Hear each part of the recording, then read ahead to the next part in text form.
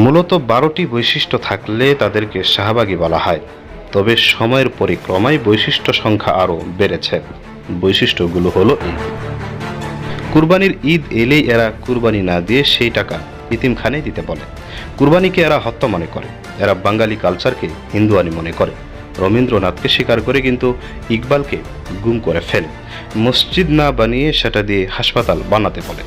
এরা আপনাকে ও আমাকে অসাম্প্রদায়িক হতে বলে কিন্তু নিজেরা থেকে যায় কট্টর হিন্দুত্ববাদী।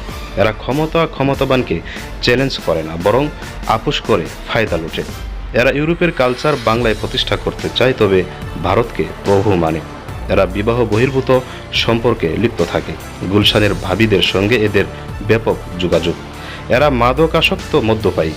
এক কাপ চা ও একটি বনরুটির জন্য এরা সারাদিন সোহরাওয়ার্দী উদ্যানে বসে থাকে। মুসলমান মানে এদের কাছে জঙ্গি। ফিলিস্তিনের ব্যাপারে তাদের অন্তর কাঁদে না। এরা সুকৌশলে সাহিত্য থেকে ইসলাম ঘেঁষা শব্দগুলো বাদ দেয়। এরা পিতামাতার প্রদত্ত নাম খারিজ করে কেবলমাত্র ওই নামে ইসলামী ফ্লেভার থাকার কারণে। এছাড়া সালাম দেওয়া, আলহামদুলিল্লাহ বলা, টুপি পরা, বটতলায় কোরআন পড়া এগুলো তাদের দুচোখের বিষ। এসব লোকদের আড্ডার প্রিয় জায়গা শাহবাগ, তাই এদেরকে শাহবাগী বলা হয়। শাহবাগ আন্দোলনে লাকি ও ইমরান এই সরকারের সাঙ্গপাঙ্গদের মধ্যেও উক্ত 12টি দোষ দেখা গিয়েছিল। ফলে শাহবাগী একটি পৃথক গোষ্ঠী হিসেবে চিহ্নিত হয়।